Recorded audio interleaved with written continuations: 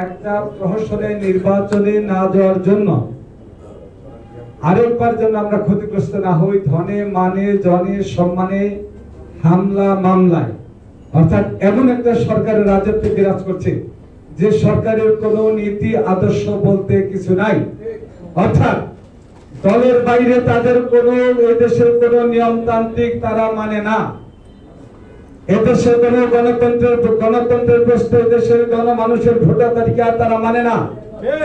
এমন একটা অবৈধ সরকারের অধীনে আমাদের বাস্তবে থাকতে হচ্ছে। যে সরকারের বিরুদ্ধে গণতন্ত্রের পক্ষে কথা বলতে গিয়ে আজকে বেগম খালেদা জিয়াকে মিথ্যা মামলায় কারান্তরিত করা হয়েছে, যে সরকারের বিরুদ্ধে জনগণের পক্ষে কথা বলতে গিয়ে তারেক রহমানকে আজকে দেশান্তরিত হয়ে থাকতে হচ্ছে। শুধু এখানে নয়, এই তারেক রহমানকে পরিবারকে আমাদের পাশ থেকে সরিয়ে রাখার জন্য তার সহযোগীর বিরুদ্ধে মিথ্যা মামলা দেওয়া হয়েছে। শুধু তাতেই ক্ষান্ত হন নাই, বাংলাদেশের প্রায় 60 লক্ষাধিক নেতা কর্মীর বিরুদ্ধে মামলা হয়েছে। আজকে উপজেলা নির্বাচন বলে আপনাদের কি খেয়াল আছে?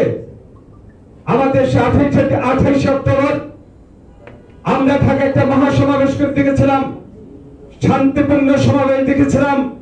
সেই সমাবেশের উপর কিন্তু হামলা মামলা, বিচারপতির বাড়িতে পর্যন্ত নাটকের হামলা করা হয়েছে। সমস্ত কিছু দায়ভার আমাদের উপর ছাপিয়ে দিয়ে 3 দিনের মাথায় 25,000 নেতা কর্মীর বিরুদ্ধে মামলা দেওয়া হয়েছিল শুধুমাত্র আরেকটি অবৈধ নির্বাচন করার জন্য। সরকার শেখ হাসিনা তারেক রহমান দেশের মানুষকে আহ্বান করেছিলেন, আমরা হামলা মামলার মধ্যে নিয়ে নয়, আমরা বিক্ষোভের মধ্যে নিয়ে নয়, আমরা নিরপেক্ষভাবে নিরাপত্তার মধ্য দিয়ে, আমরা মৌনতার মধ্য দিয়ে ভোটকে নাম শুধু না হবে, আমরা জাতিকে বিশ্বকে জানিয়ে চাই এই স্বৈরাচারের অধীনে কোন নির্বাচনে জাতি অংশগ্রহণ করে নাই, করবেও না। তাই বিমান হয়েছে সেই নির্বাচনে মানুষ অংশগ্রহণ না করে, ভোটার অংশগ্রহণ না করে। আজকে বাংলাদেশের প্রমাণ হয়েছে জাতির শ্রেষ্ঠ নেতা তারেক রহমান, জাতির শ্রেষ্ঠ ব্যক্তি বেগম খালেদা জিয়া, যাকে আজকে কারাগারে মৃত্যুদণ্ড ভাবনা করা হয়েছে। আজকে আমাদের ঐক্যবদ্ধ হতে হবে। যেভাবে 7 তারিখে নির্বাচন বর্জন করেছি সেভাবে মান্যভাবে আমরা আগামী যে কোনো নির্বাচনকে প্রতিহত নয়, আমরা শান্তিপূর্ণ বর্জন করে আমরা জাতিকে জানিয়ে দিতে চাই বাংলাদেশ জাতীয়তাবাদী দল গণতন্ত্রের প্রতি বিশ্বাস থেকে জনগণের প্রতি আস্থা রাখে এবং তারেক রহমানের নেতৃত্বে জাতি আজকে ঐক্যবদ্ধ হয়েছে। শুধু জাতি নয়, আজকে বাংলাদেশের গত নির্বাচনের 63 দল বাংলাদেশ জাতীয়তাবাদীর সাথে একত্রিত ঘোষণা করে নির্বাচনে অংশগ্রহণ করে আগামী নির্বাচনে অবৈধ নির্বাচনে আমাদের উপজেলা নির্বাচন আমরা যেন না যে আমাদের সাথে সেই 63 দল একত্রিত ঘোষণা করেছেন। তাই আপনাদের প্রতি অনুরোধ থাকবে, আপনাদের শুরুতে আহ্বান করেছিলাম, আপনারা বলেছেন যে আমরা আমাদের নেতার প্রতি শ্রদ্ধা থাকবে, আমাদের নেত্রীর প্রতি শ্রদ্ধা রেখে, গণতন্ত্রের প্রতি শ্রদ্ধা রেখে আমরা নির্বাচনে যাব না, আমরা গণতন্ত্রের প্রতি শ্রদ্ধা রেখে অবৈধ নির্বাচনে কাউকে সমর্থন দেব না, আমরা কোন নির্বাচনে শান্তিপূর্ণ উপায়ে নির্বাচনকে বর্জন করবো।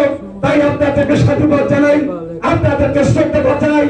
তারেক রহমানের পক্ষ থেকে যেমন করে 7 তারিখে নির্বাচনে আপনারা শান্তিপূর্ণ উপায়ে বর্জন করেছেন, সেই তারেক রহমানের আপনাকে বেগম খালেদা জিয়ার নির্দেশনা আগামী দিনের সমস্ত উপজেলা নির্বাচনকে আপনারা সেভাবে বয়কট করবেন, সেভাবে প্রতিহত করবেন। যারা যাবেন বলতে চাই, এখন যারা যাচ্ছেন, ইতিপূর্বে আমরা প্রথম ধাপের 74 জনকে বহিষ্কার করেছি, দ্বিতীয় ধাপের 62 জনকে বহিষ্কার করেছি। আগামীতে যদি চান আমরা বহিষ্কার করবো, তারপরে আমরা যদি বুঝতে পারি আমাদের নীতি আদর্শ উপেক্ষা করে আপনাকে সমর্থন দিতে চান, এই ব্যবস্থা তাদেরকে আমরা পুরস্কার দিয়ে এই দল থেকে আমরা তাদেরকে বের করে দিব। এটা কিন্তু আপনাদের থাকতে হবে। আজকে গণতন্ত্রের জন্য, আজকে তারেক রহমান জনগণের জন্য, দেশের জন্য, মানুষের জন্য আজকে দেশের বাইরে অবস্থান করছেন। বেগম খালেদা জিয়া এই জনগণের জন্য আজকে অন্তত হয়েছেন। হাসিনা সেটা আপোষ করেন নাই, স্বৈরাচারের সেটা আপোষ করেন নাই, নিজের হাতে ভালো থাকার জন্য আপোষ করেন নাই, জনগণের পক্ষ থেকে আপোষ করেন বলে আজকে কারাগারে যেতে হয়েছে। তিনি বলেছেন মৃত্যু হয় যদি দেশের জন্য মৃত্যু হয়, তারপরে শেখ হাসিনার সাথে অবৈধ সরকারের ছেড়ে কোন রকম আপোষ ফর্মুলা এসে যাবে না। আর আপনারা দেশে থেকে ভালো থেকে যাবেন। আপনাদেরকে বলতে চাই, আমরা যেন সে নেত্রীর সাথে তারেক রহমানের সাথে একাত্মতা ঘোষণা করে এই নির্বাচনকে বর্জন করে আমরা সরকারকে না বলে দিতে চাই, অবৈধ সরকারকে বলতে চাই বাংলাদেশে কোন অবৈধ নির্বাচনকে নির্বাচন হবে না, আমরা নির্বাচন অংশগ্রহণ করবো না। তাই বন্ধুরা আমার, আসল আমাদের ইতিপূর্বে আমার বক্তা বেনজির আহমেদ টিটু এবং বাবুল ভাই খুব বিশদভাবে আপনাদেরকে বলেছেন। আসুন আমরা ঐক্যবদ্ধ হই। আজকে আমরা সাংগঠনিক আলোচনায় যাই নাই বিধায় আমরা আপনাদের আজকে সভাপতি আমাদের মাঝে থাকলে আমরা সাংগঠনিক আলোচনায় যেতাম। আমরা সাংগঠনিক আলোচনায় না যেয়ে আমরা আমাদের মেসেজটাকে, দলীয় মেসেজটাকে আপনি পৌঁছে দিয়েছি। তাই এই মেসেজকে ধারণ বহন করে দল এবং পদবি প্রতিষ্ঠাতা রেখে আমরা কারো আপোষ ফর্মুলা না গিয়ে আমরা নির্বাচনের এখান থেকে শপথ নিয়ে যাব। আমরা নির্বাচনকে বর্জন করব, বর্জনের মধ্য দিয়ে এই স্বৈরাচারী সরকারের পতন কামনা করে আপনাদের সবাইকে ধন্যবাদ জানাচ্ছি।